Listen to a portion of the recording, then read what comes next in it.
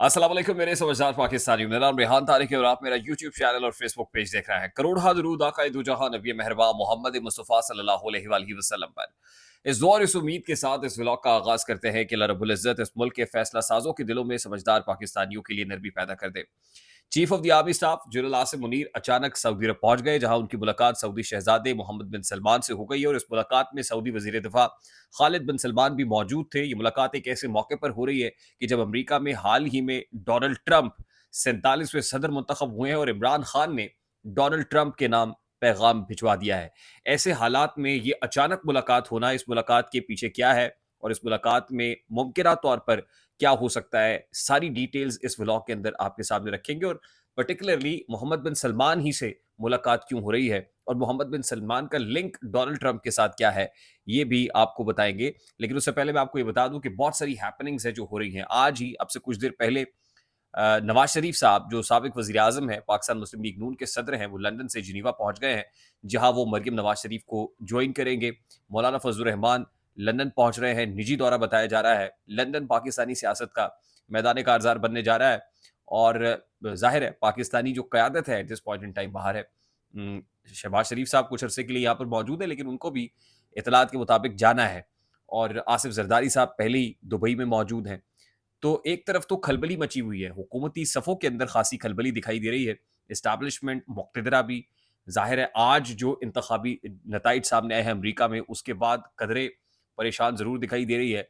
कदरे सोच विचार वाला मामला ज़रूर दिखाई दे रहा है। चीज़ों को दोबारा से रिविज़िट करने का मामला दिखाई दे रहा है और वज़ीर दिफ़ा ख्वाजा आसिफ भी जो है वो स्टेटमेंट्स दाग रहे हैं। अब से कुछ देर पहले उन्होंने ये स्टेटमेंट दिया कि ज़ाहिर है एक शख्स के लिए पूरा मुल्क जो है वो अपनी पॉलिसी को दांव पर नहीं लगा सकता। दोनों मुल्कों के दो तरफ़ा ताल्लुकात हैं। वो इमरान खान के बैकड्रॉप में बात कर रहे थे कि इमरान खान की रिलीज़ के हवाले से डोनाल्ड ट्रंप को ऐसा इकदाम नहीं लेंगे जिससे पाकिस्तान और अमेरिका के ताल्लुकात ख़राब हो जाए। पाकिस्तान की इस्टेब्लिशमेंट तो है, लेकिन अमेरिका की इस्टेब्लिशमेंट पाकिस्तानी इस्टेब्लिशमेंट से भी ज़्यादा ताकतवर है। ये वज़ीर दिफ़ा ख्वाजा आसिफ साहब का कहना है, जो इटसेल्फ ज़ाहिर है वो बौखलाहट को ज़ाहिर करता है कि इस वक़्त हुकूमत कितनी बौखलाई हुई है। उसके अलावा अब से कुछ देर पहले गवर्नर हाउस में अली अमीन गंडापुर की फैसल करीम कुंडी से मुलाकात हुई है, यानी गवर्नर केपी और चीफ मिनिस्टर केपी के जो आपस में बड़ा ही सख्त एक्सचेंज ऑफ वर्ड्स करते हैं, जुमलों का तबादला करते हैं। उनकी गवर्नर हाउस में चीफ मिनिस्टर का गवर्नर हाउस पहुंच जाना, फैसल करीम कुंडी के साथ एक मुलाकात जिसमें दोनों स्माइलिंग फेसेस के साथ नजर आए हैं, ये मुलाकात भी खासी सिंबॉलिक है। और मैं तो फिर रिएटरेट करूंगा कि अली अमीन गंडापुर साहब जहाँ से आते हैं और जहाँ की बात करते हैं, हमें बखूबी इल्म है और केपी के अंदर जो कुछ हो रहा है उसका पाकिस्तान तहरीक इंसाफ के लोगों को भी बखूबी इदराक है। इसीलिए कल जो है आनंद फानन बैरिस्टर गौहर भी और मरयूब भी वहाँ पर पहुंचे थे और केपी के अंदर जो दरारें हैं उनको हील करने की, उनको फिल करने की कोशिश करते हैं। अब इस वक्त तो जाहिर है पाकिस्तान तहरीक इंसाफ का मुकाबला पीटीआई के साथ ही है कि एटलीस्ट अपने जो है आपको यूनिफाई करें और उसके बाद बाहर निकले, क्योंकि अली अमीन गंडापुर साहब ने आज एक स्टेटमेंट दिया है ना कि अब निकलेंगे, फाइनल कॉल के साथ निकलेंगे, सर पे कफन बांध के निकलेंगे, घर वालों को बता के निकलेंगे। बैरिस्टर गौहर भी यही कह रहे हैं। लगता ही है कि वो एक ब्रीदर, एक ठंडी हवा का झोंका जरूर मिला है। वो एक बूस्टर डोज जरूर लगी आज के इंतखाबात से, लेकिन देखना है कि यूनिफाई किस कदर कर सकते हैं अपने जो गैप्स हैं। और खासतौर पर अली अमीन गंडापुर साहब जो हर बार करते हैं, अभी जो गवर्नर से मुलाकात करके आए हैं, उससे क्या तासुर जा रहा है, उससे ऑप्टिक्स क्या जा रहे हैं, उससे क्या सपोर्टर वर्कर्स ये महसूस करेंगे कि भाई अली अमीन गंडापुर साहब इस बार पीठ दिखा के भागेंगे नहीं या उनके साथ मुलाकात करके करने नहीं पहुंच जाएंगे हमें बीच मंझधार छोड़ के। तो फिर जाहिर है उनका कॉन्फिडेंस रीगेन करना भी बहुत ही ज्यादा जरूरी है। अच्छा, अब एक और बड़ी इंपॉर्टेंट खबर यह है कि registrar supreme court Jazila Aslam को जो तब्दील किया गया था, अब नए रजिस्ट्रार सुप्रीम कोर्ट तैनात कर दिए गए हैं और नए रजिस्ट्रार जो है वो सलीम खान साहब हैं। ये सलीम खान साहब एक रिटायर्ड ब्यूरोक्रेट है और मैं आपको ये बता दूं कि केपी में महमूद खान साहब के ये चीफ सेक्रेटरी के तौर पर खिदमात भी अंजाम देते रहे हैं, यानी महमूद खान साहब के करीबी अफसर रहे हैं। उनको सुप्रीम कोर्ट का रजिस्ट्रार लगा दिया गया है। महमूद खान साहब वैसे तो उन लोगों में शामिल थे जो प्रेस कॉन्फ्रेंस करके पीटीआई में जो जब कड़ा वक्त आया तो उस वक्त साइडलाइन हुए और उसके बाद फिर कहने लगे कि इमरान खान ही मेरा लीडर है। लेकिन महमूद खान साहब क्योंकि इमरान खान के उस वक्त फ्रंट रनर्स में से लाइनर्स में रहे, इमरान खान साहब ने उनका इमरान खान का आशीर्वाद उनके सर पर था। तो जिस वक्त महमूद खान साहब थे तो उस वक्त उनके चीफ सेक्रेटरी के तौर पर सलीम खान खिदमात अंजाम देते रहे। 3 साल के लिए इनको रजिस्ट्रार सुप्रीम कोर्ट लगा दिया गया है।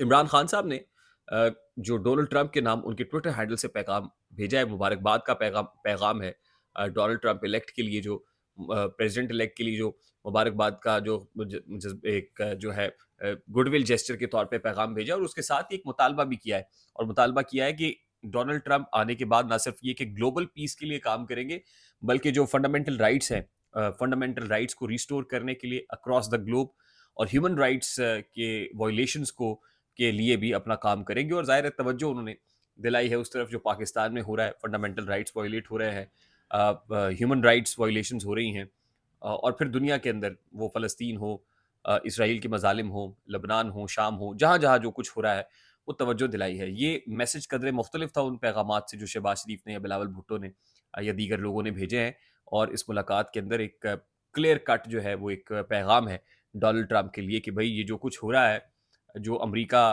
की पहली रिजीम है वो जो करके गई है, आप जब चीज़ों को ग्रैंड रीसेट पे जाने की बात करते हैं और चेंज्ड पॉलिसी की बात करते हैं, तो this is an area with that actually needs some change.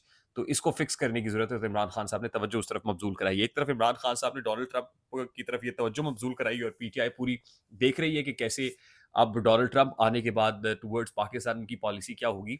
तो वहीं जो एस्टैब्लिशमेंट है और हुकूमत है, वो भी सोच विचार कर रही है।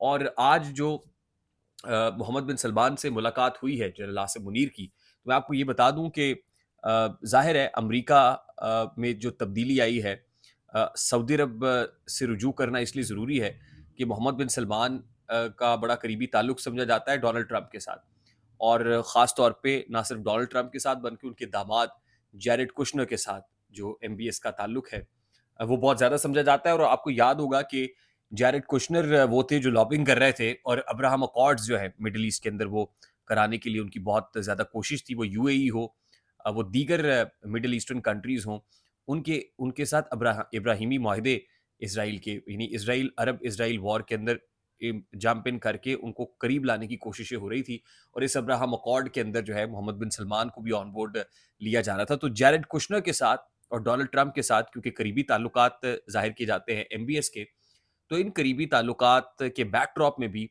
आज जो chief of the army staff जो लासिम मुनीर की मुलाकात है एमबीएस के साथ, वो मुलाकात खासी अहमियत की हामिल है कि एक तरफ अमेरिका में चेंज आ रही है और उस चेंज के कोई सीवियर इंप्लीकेशंस पाकिस्तान पे या पाकिस्तान की मुक्तदरा पे ना हो, इसके लिए सऊदी अरब के साथ जो है वो क्लोज लाइज ऑन, या सऊदी अरब यात्रा हमारे लोगों की, अभी शहबाज शरीफ साहब सऊदी अरब होके आए हैं, और जो कुछ वहाँ पे ज़ाहिर है हुआ है अल्टीमेटली, ये भी बड़ा इंपॉर्टेंट होता है। हम ये देखते हैं कि सऊदी अरब में जब जब वज़ीर आज़म पहुँचते हैं, तो वज़ीर आज़म के पहुँचने के बाद chief of the army staff का पहुँचना इसलिए ज़रूरी होता है कि वहाँ पर जो एंगेजमेंट हुई है, उसके ऊपर जो मोहर तस्दीक ज़ब्त करनी होती है, ultimately chief of the army staff ने करनी होती है, क्योंकि सऊदीज़ जानते हैं, बखूबी जानते हैं कि असल में कमांड किसके पास है, ताकत किसके पास है। तो पाकिस्तान में उनको पता है कि एस्टैब्लिशमेंट के पास ताकत है और एस्टैब्लिशमेंट को command chief of the army staff करता है, इसलिए chief of the army staff को उसके बाद बुलाया जाता है और पूछा जाता है हाँ भी ये ठीक है और इसके ऊपर एंडोर्समेंट है, इसके ऊपर ग्रीन सिग्नल है आपकी तरफ से, श्योरिटी देते हैं, वो कहते हैं जी बिल्कुल देते हैं, तो उसके बाद मामला आगे बढ़ते हैं।